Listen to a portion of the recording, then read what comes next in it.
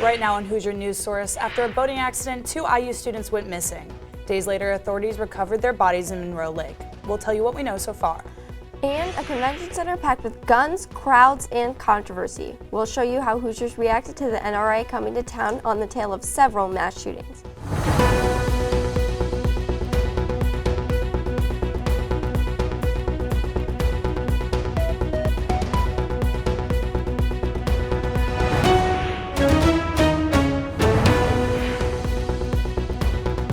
Hello and welcome to Hoosier News Source. I'm Lucy Kellison. And I'm Madisyn Renbarger. The bodies of 2 missing IU students were recovered Tuesday morning. 19-year-old Siddhant Shah and 20-year-old Ariane Vidya did not surface from swimming after they anchored their pontoon boat they were on. Divers searched the lake over the weekend, but strong winds and waves caused difficulties. Both students studied in the Kelley School of Business. Our thoughts and prayers are with their families and our campus during this time. Police are investigating a shooting after a masked assailant shot a woman while she was backing out of a driveway on North Maple Street.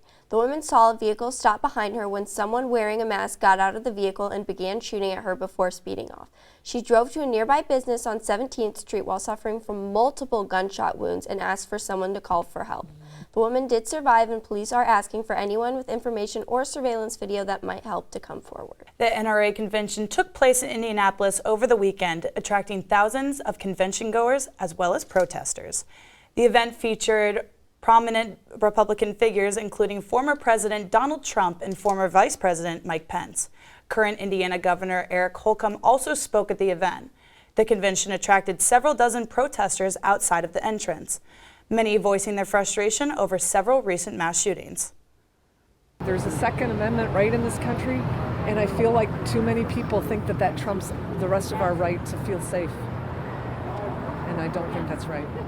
The NRA says the event brought in 70,000 visitors. The location and dates for the 2024 convention have yet to be announced. The Monroe County Sheriff's Department has ruled a death at Cedar Bluff Nature Preserve to be a suicide caused by multiple blunt force injuries. We would like to warn that the following may be disturbing to some. Please watch at your own discretion. Deputies responded to a call on April 10th reporting a body at the bottom of a cliff. After investigation, no body was found, but the police did control an altercation between David Howard and a female at the top of the cliff. Police restrained Mr. Howard for attempting to push the woman off the cliffside. Howard remained cooperative for several minutes. When officers were beginning to bring Howard to the police vehicles, he broke free from officer control and ran off the edge of the cliff. Authorities attempted to perform life-saving care, but Howard died from his injuries. Another bill targeting LGBTQ+ youth is making its way through the Indiana legislature. The Indiana Senate approved amendments for controversial House Bill 1608 last week. It would require teachers to notify parents if a student wants to go by a different name or pronouns in school. Previously, it said teachers had to get parental consent to honor the child's request, but the new version only requires notification. The bill also prevents educators from talking about human sexuality in grades pre-K through 3rd grade. It now goes back to the House, where the amendment will most likely be approved and sent to the governor for signature. As this year's Little Five festivities get underway for fans, teams are getting their final days of riding in before race day. Yesterday, riders attended their final briefing. Teams picked up their jerseys based on their placements from qualifications, as well as going over the final notes about race day. As the weekend quickly approaches, riders are wrapping up their last hours at Armstrong Stadium and finalizing race strategy. More than anything, riders are coming together and reflecting on the year's training.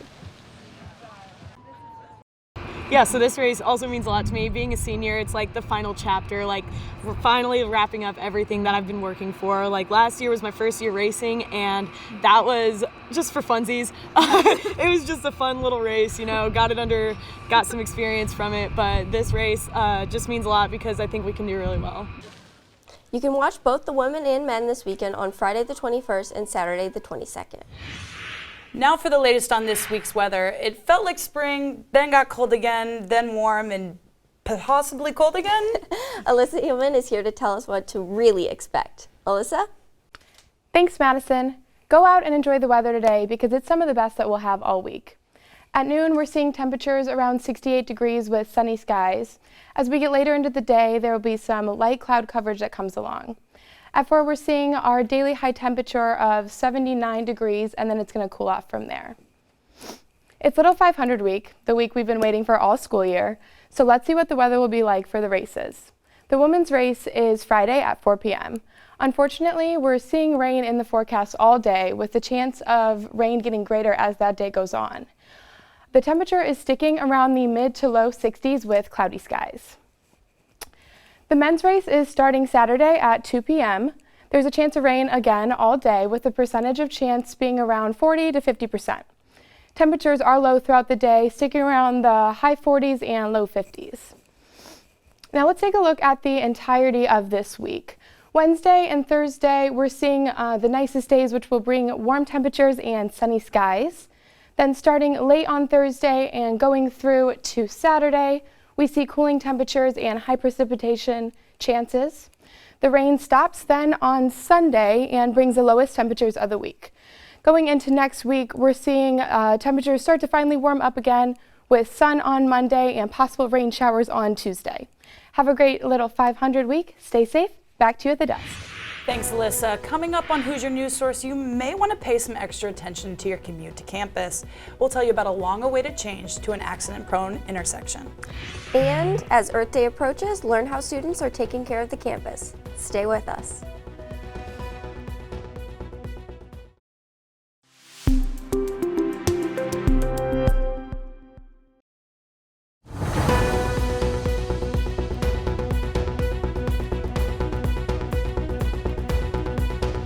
Welcome back to Hoosier News Source. Lucinda Larnach joins us in the studio on the latest international news. Lucinda? Thanks, guys. On Saturday, citizens were told by the Sudan Armed Forces to stay inside the Sudanese capital, Khartoum, and elsewhere in the country. This came as a direct result of a paramilitary force named the RSF, separate from the regular army, deploying its members, which pose as a threat to civilians. Fire was shot by one of the two armies on Sunday, which started the violence between the two military groups and has led to almost 100 citizens dying and political unrest. Countries such as the US and the EU, among many others, are calling for a ceasefire and trying to resolve the violence. On Tuesday, the journalist Evan Gershkovich pled his innocence in a Russian court after being detained by Russian officials accusing him for espionage. The journalist was accused of espionage on March 29th while reporting in Russia during a trip. The detention and custody of Mr. Gershkovich has created even more of a political divide between the US and Russia, with Biden asserting that he had been wrongfully detained. It is likely that he has been taken back to prison after today and reportedly is in intense isolation. And finally, Tuesday was International Holocaust Remembrance Day. Across the globe, people came together in remembrance of the millions who died. In Israel, people stood still as sirens went off across the country, honouring the lives of the 6 million Jewish people who died 77 years ago. After the moment of silence, President Isaac Herzog gave a speech at the Yad Vashem Museum reflecting on the Holocaust and paying his respects to those who lost their lives. That's what's going on around the world. Guys, back to you. Thanks, Lucinda. After a 7-month search, the Kelley School of Business announced their new dean, Ash Soni. Soni served as interim dean since July of 2022 after the former dean stepped down wanting to return to teaching. In 1979, Soni received his MBA from the Kelley School of Business, following with his doctorate in 1981. They also announced that Patrick Hopkins will serve as the vice dean for the Kelley School of Business. Driving on 7th Street, you may have noticed a recent change to a busy and congested intersection. H&S reporter Alyssa Heilmann talked to the city engineer to find out why the change was necessary. Take a look. We're seeing, on average, about a crash a month. 7th Street and Dunn Street have seen increased collisions month after month. Since last year, there have been 12 at this intersection. And city engineer Andrew Seabour is not waiting on city council to take action. Anytime we can avoid a crash at the frequency we're seeing them, it's something I don't want to wait for more crashes to happen. Seabour made recommendations to change several intersections along 7th Street, but city council has yet to approve. Under the city mandate issued last week, the all-way stop will stay in place for at least 180 days until city council makes the official approval. The amount of traffic volume, and sometimes there's traffic congestion on Dunn Street, installing a an always stop will reduce the likelihood of those crashes and make the intersection much safer.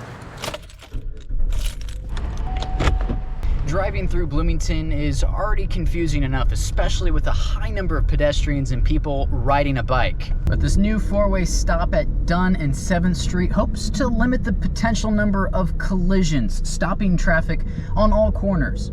The stop signs are going to apply to everybody in the road, so that includes vehicles and cyclists or scooters, anybody that's in that bike lane. For Hoosier News Source, I'm Ashton Hackman. As more drivers become familiar with the changes to the intersection, the city stresses that everyone should give extra attention on the roadway. There's no word on when the city council will make the decision permanent. Last Friday, the IU Office of Sustainability hosted a river cleanup near Eagleson Avenue to celebrate Earth Month. Each year, IU is required by the Indiana Department of Environmental Management to perform a litter cleanup. This year, the event focused on the campus river since recent storms caused more trash buildup than usual. The event is meant to not only clean up the river, but also to reduce the amount of pollution on campus that the river feeds into. The university recently announced their 7-year plan, hoping to achieve a wide set of goals by 2030.